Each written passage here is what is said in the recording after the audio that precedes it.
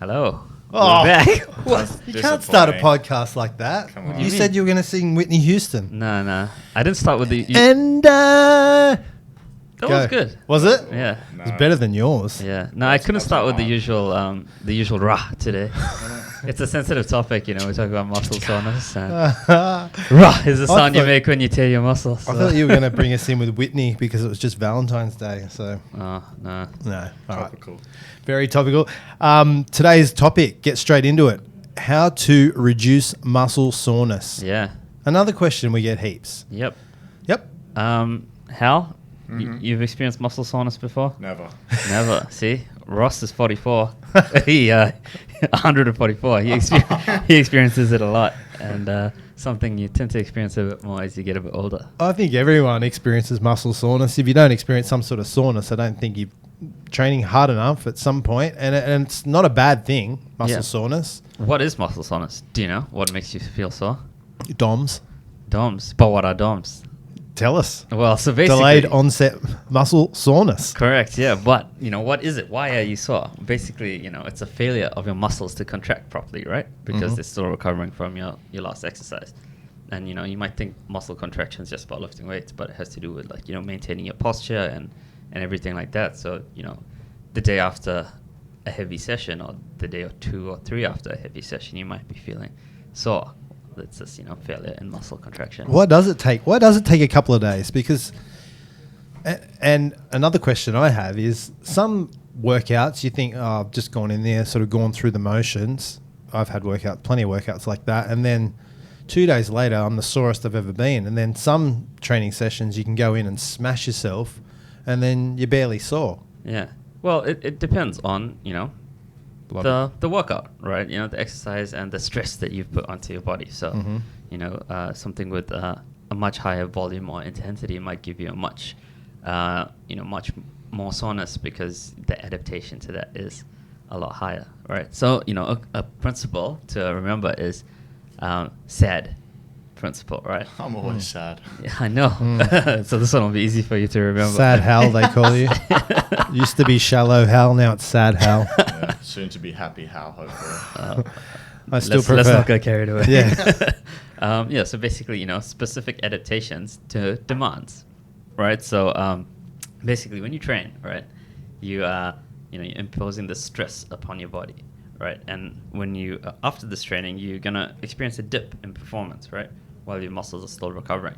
But when you recover from this, you actually recover above your original, baseline. So it's called supercompensation. So it's this SAD principle, specific adaptations to the imposed demands. You just keep adapting and stepping up and stepping up. Wouldn't that be said then? SAD. I know there's two things. It's in your accent, they sound the same anyway. Yeah, I know. You said. That's what I said. That's what I said. Look, and that adaptation is actually important. It's how you get stronger. It's how you get bigger. It's how you get more powerful.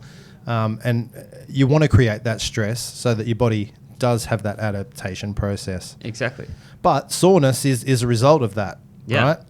So a lot of people asking, how do I reduce muscle soreness? How do I recover quicker so I can get up and train again, or I'm good to go the next day? Yeah, I guess, there are quite a few things you can do to address that, nutrition, a couple of tricks or two that you could do. But another important thing is, structuring your training and training at the right intensity and volume, because, that's ultimately what's going to cause this muscle soreness. So, if the stepping up, if you train twice a day, you're not going to be completely recovered from your initial workout. So instead of stepping up, you're going to, hit this recovery phase where you're actually impaired, and then you're just going to impair yourself further because that's what's called overtraining. Yeah, look, and from a bodybuilding perspective, and you can give your sort of account from a powerlifting perspective, but that is why the split program routine sort of became a thing in the first place. You can't go in and smash your whole body every day and expect to recover and be able to train the same body parts day in, day out without experiencing some soreness and the benefits of that adaptation process. So split routines by training one body part on one day, the next day you go in, you train a different body part and so on, so that you're hitting each muscle group once or maximum sort of twice a week. What are the typical split routines? I've heard push pull or upper body lower body. There's heaps. There's push pull, upper body, lower body. There's split by body part. But it really comes down to how many days you can actually train. Yeah. So if you can only get into the gym twice a week, you might do an upper body, lower body split. Or you might train your full body on each of those days. What if you're going 5 days a week? You're going 5 days a week, then I would recommend really sort of dialing down to individual muscle groups. This is if you're coming from a bodybuilding or hypertrophy perspective. Yeah, you 1 day dedicated to one body part. So 1 day's back, 1 day's chest, 1 day might be arms, 1 day... You think 1 day a week for each body part is enough? I think it is if you are training it with enough volume and enough weight. I find for me, I'm only really, especially at my age, I'm only just recovering a day or two prior to me hitting that same muscle group again. But if you're younger and you're recovering quicker, then maybe, a couple of times a week. But it depends on volume and intensity and all those things you were just talking about. Yeah, you can actually, extrapolate this principle further. It's, in bodybuilding, it's simple to understand because, there's weights. So it's kind of, something easy to calibrate. But, you can extend this principle to jiu-jitsu or even powerlifting, or both of our sports, right? Yep. So, you talk about intensity, in weights, it's easy. Intensity is more weight on the bar. So when for example, say 100 kilos is your 1 rep max. Hell, maybe you can't bench 100 kilos yet, but... Oh, come on. Can you? Of course I can. Okay. That's a lie. I can credit that, quote that. Hal can bench 100 kilos. Okay. 100 pounds is different to 100 kilos, Hal. Oh, no. Yeah, you're reading. But anyway, okay, say you can do 100 kilos for 10 reps, right? Yep. You No, probably not can't. even But close. anyway, so if you were to do 11 reps, it would be completely impossible, right? 10 is your complete max. Right. So if you do 10, Nothing's impossible, but go. Yep. well, nothing's impossible, but in this scenario, if we held a gun to your head, you wouldn't be able to do 11, right? Okay. So 10's your max. Then if you're going to train to 10, you're going to be approaching your maximum capacity, the biggest intensity you can handle for that rep range.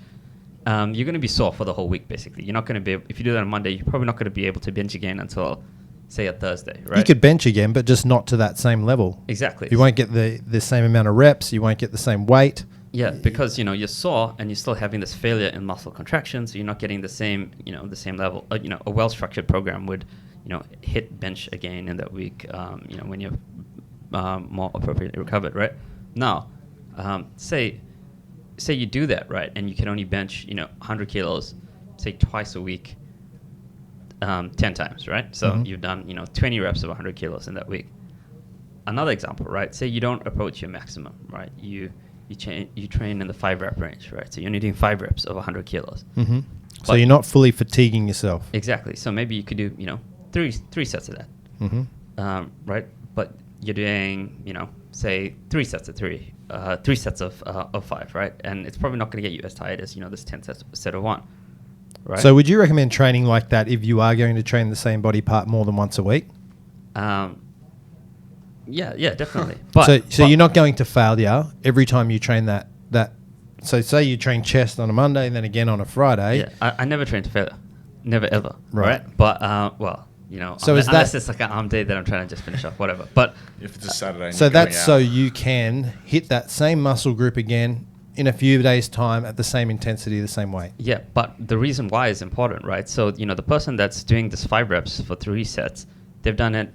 So they can do it 3 times a week, for example. The person that's done 10, for 1 set, and then again in the week, they've only done 20, right? So 3 times 15 is 45. Compare it in a week. Somebody's done 45, somebody's done 20. To extrapolate that to a year, you've done, twice as much work as the other person. Yeah, and it doesn't seem like it because you're in there, you're lifting the same weight for half the amount of reps, but over the course of the week, you've actually doubled the volume. Yeah, and the same thing applies to jiu-jitsu, right? We can extrapolate this to your sport or any sport. If you're doing 5 intense rounds of jiu-jitsu on a Monday, you're not going to be able to do 5 intense rounds the next day. It's a good analogy because I've had this conversation with my coach and it's spot on. Like I'm the guy that's there every session, right? Every jiu-jitsu session. You get these guys, fresh young guys, maybe just beginning on their journey, they'll come into jiu-jitsu once or twice a week. Big, strong, fit, young guys. And they're training once or twice a week, but they're going 150% in every round in those 1 or 2 days a week. Someone like me who's there every single night, who I can't train at that same, I can't roll against them at that same intensity, because the volume that I've done throughout the week is just,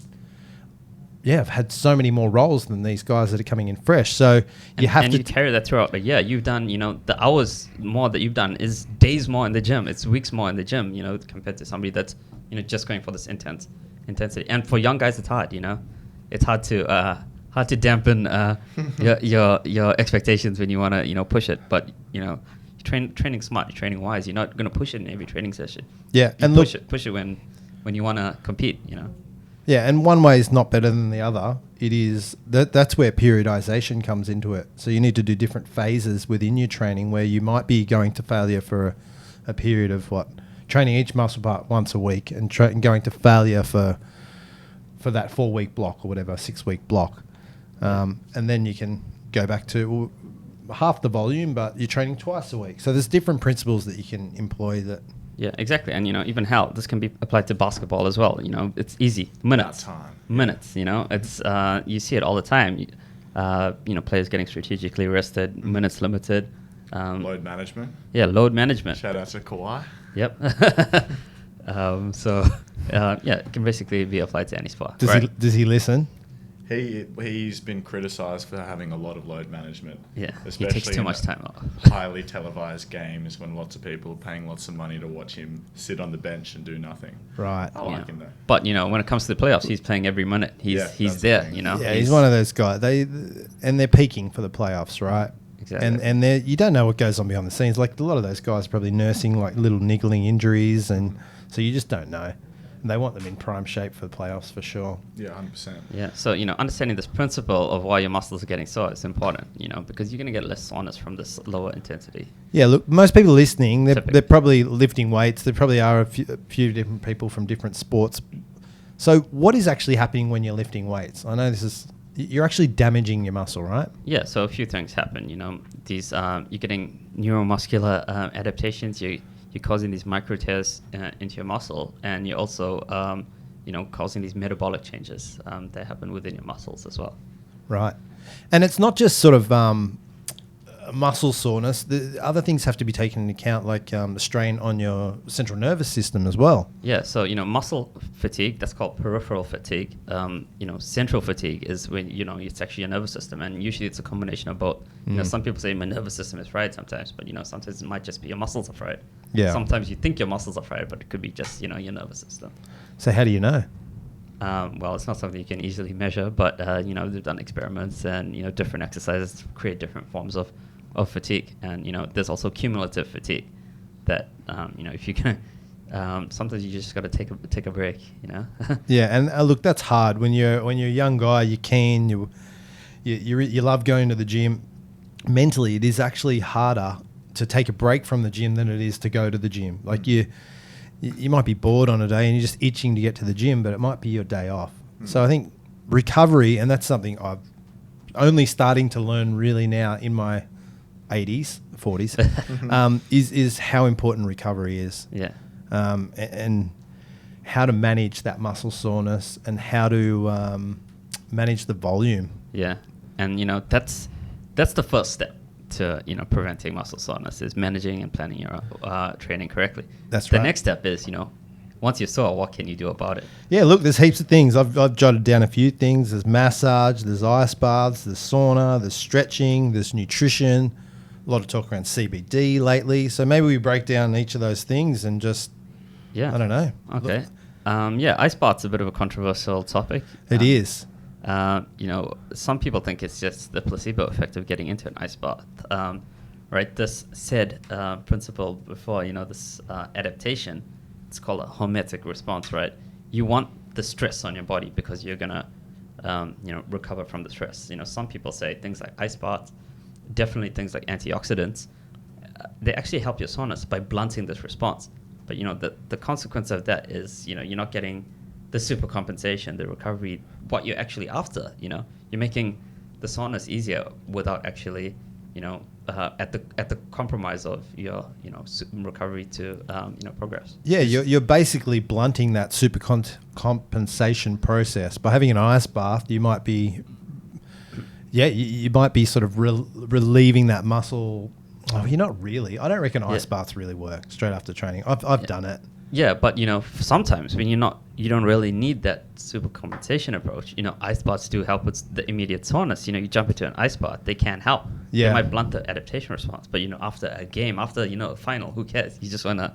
Yeah, it's big in the team sport arena. It's big in martial arts. Guys will, and I get that, because if you're doing multiple sessions in one day, then I can see how it can work. But if you are someone that just trains in the gym, wanting to get bigger or wanting to get stronger, you want that super compensation, right? Yeah. So ice baths might not be the best thing straight after a workout, but maybe you could do the day after. If you've done a big leg day on a Saturday, don't jump straight in the ice bath straight after the workout. Maybe leave it to the Sunday, when a part of that adaptation process have started. Yeah. I've seen a great video of you two in an ice bath together.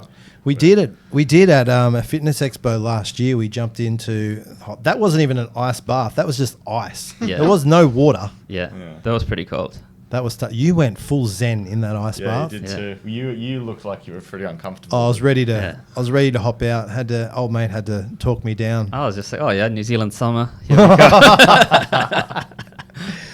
No, but you actually funny, like when we hopped out, it actually took a long time for our body temperature to get back up to normal. Like you were shivering for ages. Yeah, I was like shaking afterwards. Yeah. The other popular thing to ice baths is cryotherapy. Yeah. Which you did at the Fitness Expo also. Yeah. That left you like pretty dehydrated, I remember. Yeah, so cryotherapy takes, this to an even colder level, very, very cold we're talking about. And, you get exposed to this cold for only a short period of time. But it does have, some beneficial effects. How short? Only... It's like max 3 minutes or something. Oh, really? Several minutes only, yeah. But it's a very cold temperature. Yeah. We're talking like, minus...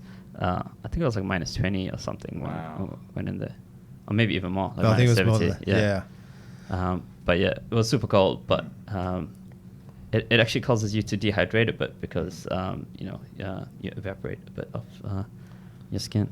Yeah, so that's cryotherapy and ice bath. I think if you're a fan of it, do it, but maybe not straight after training. Maybe on a recovery day where you're not training. Or at a later stage within the day if you need to get it done. Yeah. What about sauna?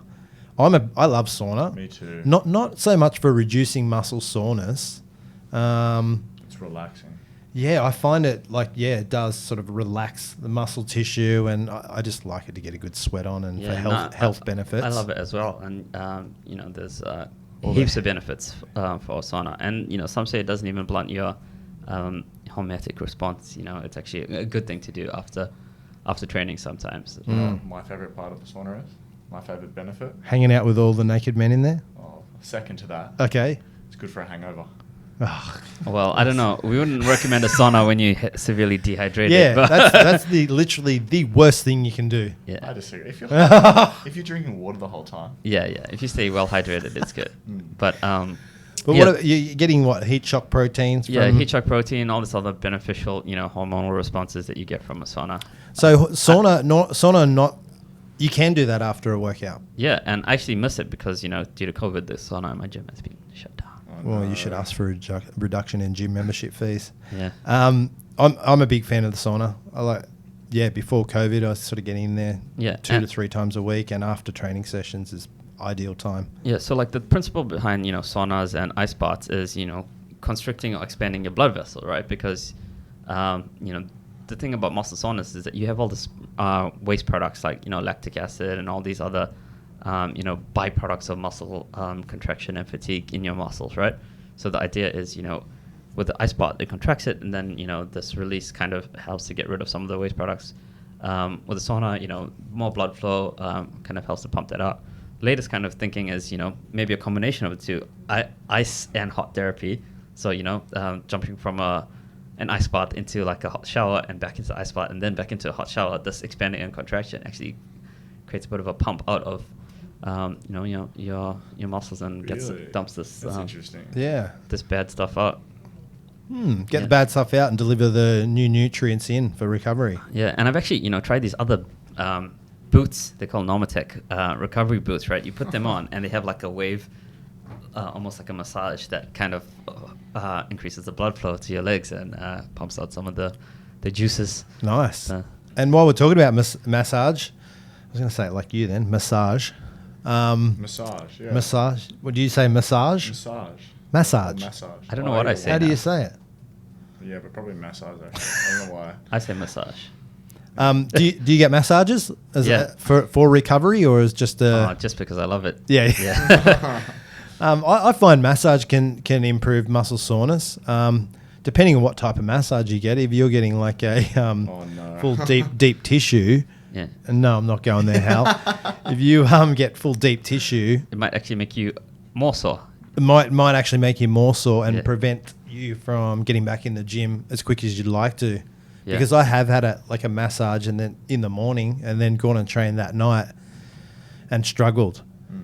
So it's actually, I think like a deep tissue massage is actually might be, depends how deep they're doing and what they're using, and because they can use all those scrapers and all that sort of releasing. This some of this knots and things in your fascia and your muscles can create quite a bit of soreness, and sometimes it's almost equivalent to having another workout. It's sometimes a bit too much. If you have nothing to do after, it's nice to just like enjoy that relaxation. Look, I reckon it can reduce muscle soreness and stiffness, especially like areas that are prone to being like super tight, like your chest and shoulders and lats and things like that, and things like that.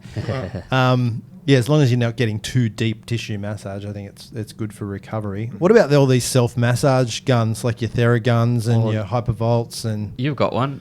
Yeah. You rate it?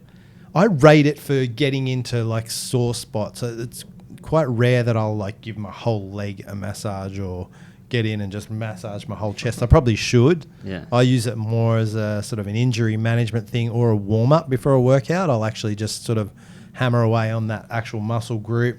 Yeah. I find that it actually creates a bit of blood flow to that muscle group prior to sort of warming up and then training. So that's what I use it for. But a lot of people are using it just for massage. Yeah, and it's again this. They all have the same principle of increasing the blood flow and getting these toxins out. So they all kind of work in a similar way. Similarly, I like to do yoga. Yeah. I've been a bit slack lately, but used to do 15-20 minutes every single morning. It's not good to do static stretching before training, but I do a lot of these passive holds, and it really expands your range of motion and increases the blood flow to a lot of these areas as well to kind of get rid of some of that nasties. Yeah, those static holds are great and good for sort of activation before workouts of certain muscle groups. I'm a big fan of stretching. I've started stretching every night for about sort of 40-45 minutes. Wow, yeah. Mainly due to jiu-jitsu, hips, lower back, all that sort of stuff. I find that really helps with muscle soreness with my legs. Yeah. Just getting a really good deep stretch. Not everyone's a fan of stretching. I wouldn't stretch prior to workout, like you said, but I think after. Yeah, no, definitely. It does help to get these waste products out, and that's what you're trying to do when you recover. Yep. So waste products out, nutrients in. Yeah, and what are some of the other things you could do? I guess common things: foam rolling, bands, and lacrosse balls is something that I love. Big fan of the supple leopard and these kind of methods. Like getting in there, getting these knots out, it all helps with correcting your posture and getting having good quality muscle contractions. It's amazing, like in the last few years, how many things have come out to help promote recovery from sports. Yeah. Like you think, like when we first started training, there was stretching. Yeah. Now there is like foam rollers, lacrosse balls, cryotherapy, ice baths. There's so many different things.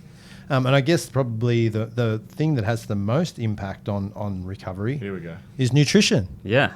Massive impact. Yeah, I mean that is the primary thing that is helping your muscle tissue sort of grow and repair. Yeah, and a thing that you find, if you're on a calorie deficit and trying to lose some weight, you definitely can't train at the same level that you're probably used to, and you're probably going to feel a bit more soreness if you're not getting the right amount of calories and the right amount of protein in.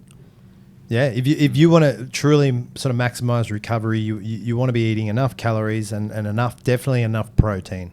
Protein is responsible for sort of muscle repair and muscle growth. It can assist there. So yeah, definitely getting protein straight after any sort of a workout, and enough protein throughout the day. Yeah, to encourage 30 recovery. to 60 minutes is good for high quality protein straight after. Not just the anabolic window, but for high quality protein. Mate, the minute I finish my last rep, I have someone else just ready to pour that protein shake in it. No. Raw eggs. Your next workout starts the minute your current one finishes. Yeah, look, and there's a bit of debate, like the anabolic window, or do you really need to have protein straight after? Obviously, your digestive system's going to take a little bit to sort of get up and moving again after intense workout.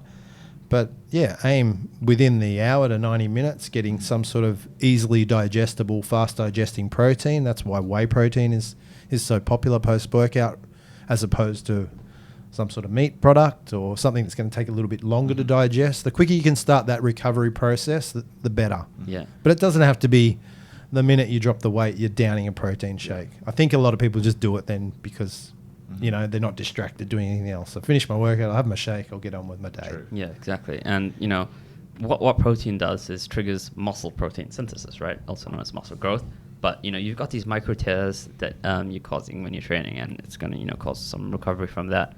I guess the other important thing is hydration. You want to stay hydrated after a workout because, you can't even, your muscle protein synthesis is compromised if you're not hydrated. And, you're going to potentially get cramps and things when you don't have the right amounts of, electrolytes in your system. That's a good point. Would you say it's worth having electrolytes after as well as during a workout? I just have it during.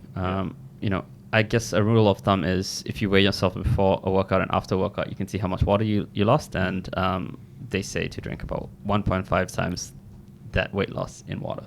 Okay, so if you've lost a kilo, 1.5 litres? Yep. Okay.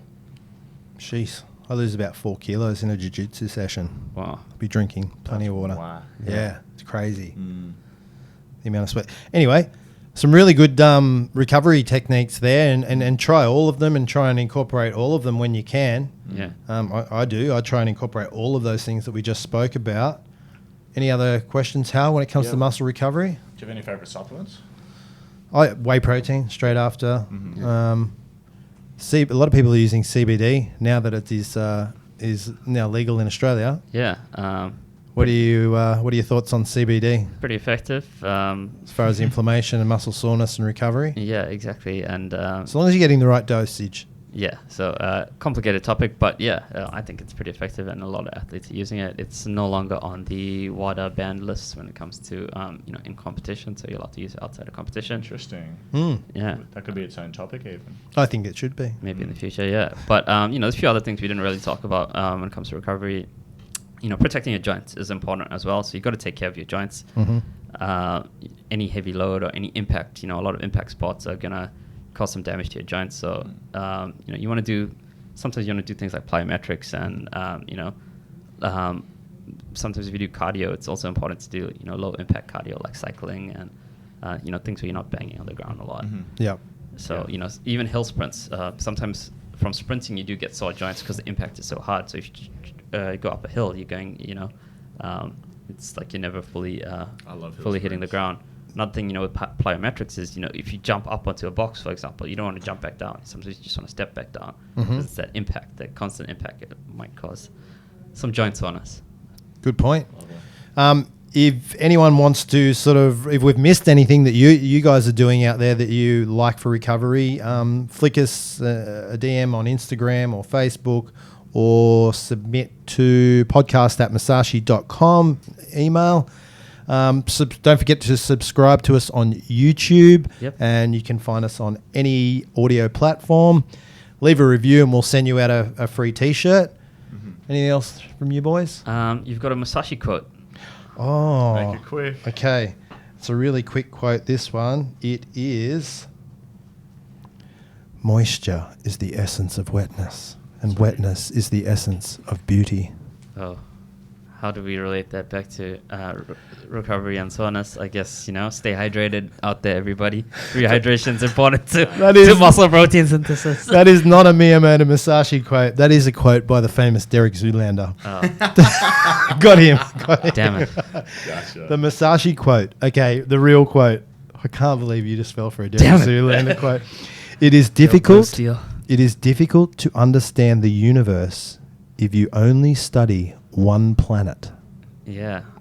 So it's not all just about training. There's Yeah. plenty of other things that help with your training. Yeah, the planet of nutrition, the planet of training and, programming, the planet of active recovery, the planet of, some gadgets that you can use out there. Even technology, we didn't even talk about Fitbits and sleep monitoring and sleep, Oh, sleep. The ultimate recovery. The ultimate recovery tool, but we've got a whole podcast about it, so it doesn't matter.